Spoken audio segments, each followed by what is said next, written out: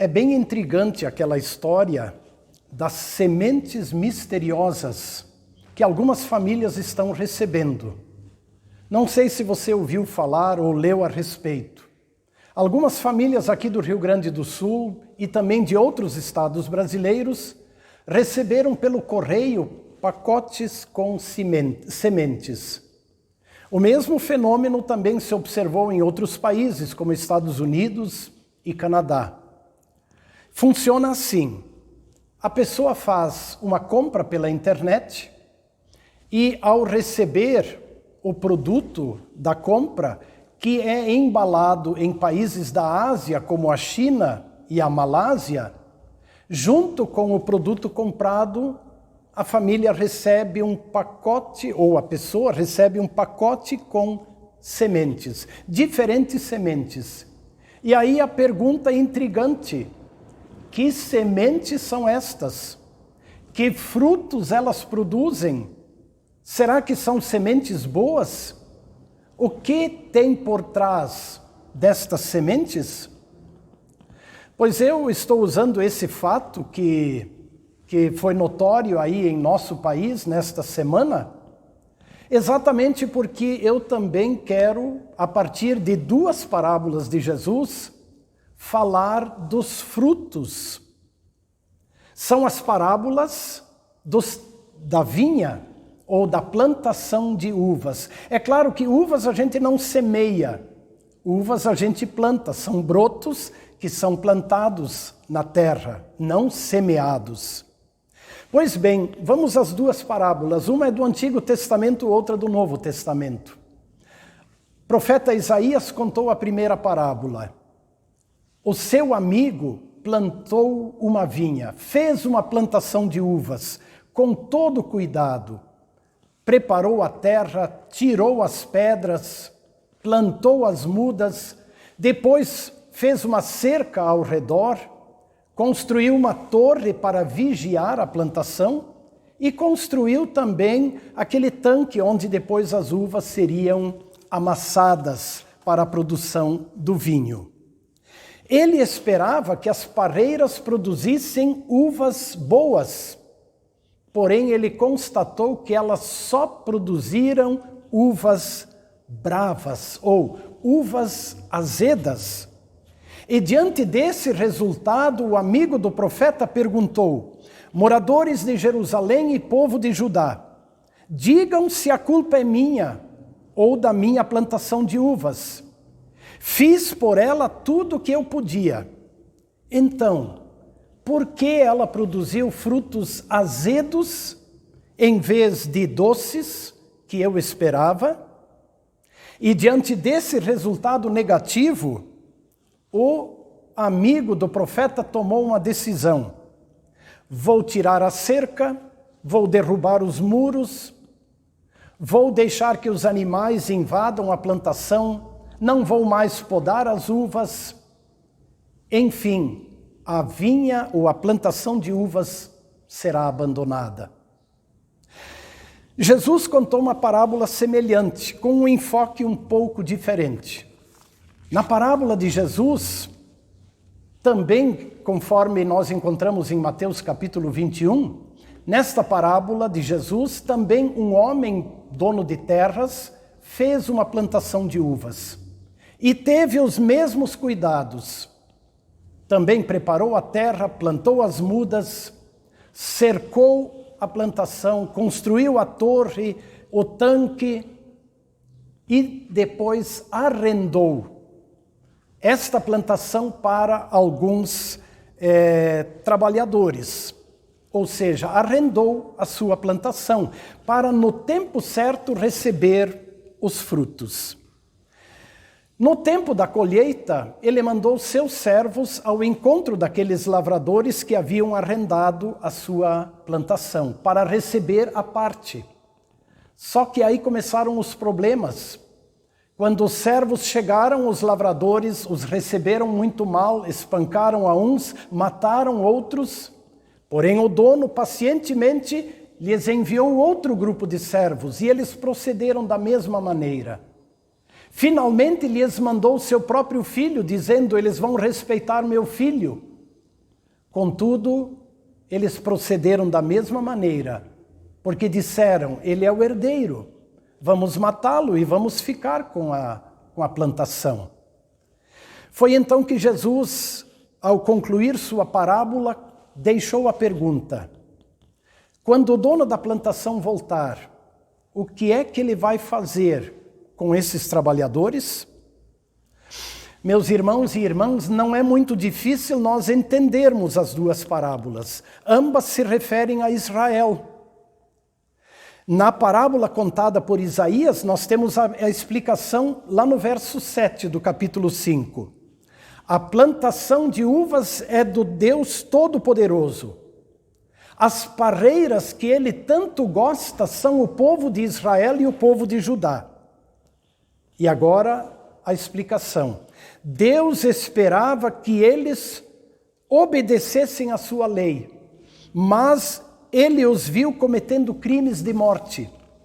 Deus esperava que fizessem o que é direito, mas só ouviu as suas vítimas gritando por socorro. Semelhantemente, na parábola contada por Jesus, a vinha, a plantação de uvas, é o povo de Israel, é o povo de Judá. O dono da plantação é Deus. Os lavradores a quem a plantação foi entregue são os líderes religiosos do povo de Israel. Os sacerdotes, os escribas, os fariseus. Os servos que o dono enviou são os profetas. E o filho, bem, o filho você e eu sabemos, é o próprio Jesus. Sim, é fácil entender as duas parábolas. É fácil explicá-las, porém aí vem a pergunta: como aplicá-las na nossa vida? Qual é a mensagem que elas trazem para a igreja do século 21, que continua sendo a plantação de uvas de Deus? Sim, assim Deus se refere também à sua igreja de hoje como a sua vinha, a sua plantação de uvas. Qual é a mensagem que Deus tem para nós? Sem dúvida, nós encontramos no texto, ou nos dois textos, diferentes mensagens e aplicações, mas eu quero destacar 3. A primeira mensagem, ou na primeira mensagem, eu destaco a pergunta que o dono da vinha fez, é na parábola do profeta Isaías. Quando ele constata que fez tudo por aquela plantação e ela só produziu uvas azedas, o dono da plantação perguntou: de quem é a culpa? Se as parreiras plantadas e cuidadas com tanto carinho produziram só frutos azedos, o problema está na planta ou o problema está em quem a plantou? Explicando. Se o povo de Israel não produziu os frutos da obediência aos mandamentos, se Israel não produziu os frutos do amor a Deus e do amor ao próximo, de quem é a culpa? É de Deus, por acaso, ou é do povo? Chegando um pouco mais próximos de nós, vamos também perguntar: de quem é a culpa se nós não andamos de acordo com os mandamentos de Deus? Se nós não produzimos os frutos que Deus espera? Sim, de quem é a culpa? Se Deus nos trata com tanto amor, com tanta atenção, com tanto carinho, e se nós não lhe oferecemos os frutos, de quem é a culpa? Por acaso é de Deus? Todos nós vamos admitir, a culpa é nossa. E aí, irmãs e irmãos, nós temos a primeira grande mensagem e aplicação para nossas vidas. Deus nos faz ver nestas parábolas a nossa infidelidade. E Deus nos chama ao contínuo arrependimento. As palavras do Salmo 80 mostram exatamente a súplica que a igreja precisa fazer constantemente e pedir: restaura-nos, Senhor. Restaura-nos e seremos salvos. Assim como o dono de uma plantação pode restaurá-la, pode novamente podá-la, cuidá-la, adubá-la. Assim, a igreja suplica: Senhor, restaura-nos pela Tua palavra, renova-nos, transforma-nos pela Tua palavra para produzirmos os frutos que Tu esperas. Já a segunda mensagem destaca a paciência de Deus, o dono da plantação. E essa mensagem eu tiro da parábola contada por Jesus, porque ela foca os trabalhadores na vinha, os lavradores, os líderes do povo de Israel, sem dúvida líderes políticos, mas especialmente os líderes religiosos, como os sacerdotes, escribas e os fariseus. Eles são os arrendatários que não quiseram entregar os frutos. No entanto, pacientemente Deus enviou os seus servos, os profetas. Eles também foram responsáveis pela prisão de muitos profetas, eles maltrataram muitos profetas e eles também maltrataram, prenderam e mataram o próprio Filho de Deus. Eles foram os grandes instigadores da desobediência. No entanto, Deus foi paciente. A história do povo de Israel do Antigo Testamento mostra a paciência de Deus. É uma história da paciência de Deus. Qual dono de uma plantação que pacientemente espera pelos frutos. No entanto, isso me fez perguntar: será que a paciência de Deus tem fim? Será que a paciência de Deus pode acabar? Na parábola do Antigo Testamento, contada pelo profeta Isaías, chegou o momento em que o dono da plantação disse: a vinha está abandonada, não vou mais cuidar dela. Já na parábola contada por Jesus, o que o dono da vinha fez quando ele voltou? Ele castigou aqueles lavradores, tirou a vinha deles e a entregou a outros lavradores. Ou seja, será que a paciência de Deus durará para sempre? Martinho Lutero usava uma expressão interessante. Ele falou do aguaceiro do evangelho que passa rapidamente. Ou seja, nós estamos na primavera, daqui a pouco chega o verão e começam as pancadas de chuva de verão, que são intensas, mas que passam rapidamente. E Lutero lembrou que assim também o evangelho da graça, do amor e do perdão de Deus pode passar rapidamente se nós não o valorizarmos. É importante lembrar o convite que o apóstolo faz quando diz: hoje é o dia da salvação, hoje é o dia apropriado, hoje é o dia da salvação. Eu não sei se você já se perguntou: será que a paciência de Deus comigo durará para sempre? Muitas vezes nós estamos enrolados em pecados ou em atitudes de indiferença ou até de resistência e de rejeição. No entanto, Deus continua sendo paciente. Até onde vai a paciência de Deus? Outra pergunta importante nesse contexto é: que frutos eu estou entregando a Deus? Ou eu estou negligenciando a produção dos frutos? É uma importante reflexão e ali está a segunda mensagem. Mas tem mais uma, a terceira. E ela está na palavra de Jesus que conclui a sua parábola, quando ele diz: a pedra que os construtores rejeitaram veio a ser a mais importante de todas.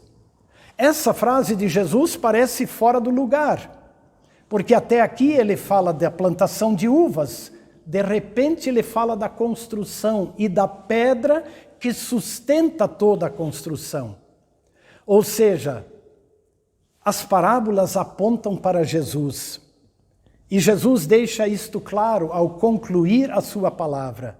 Até podemos dizer que o grande investimento de Deus aqui no mundo é trazer o Salvador ao mundo.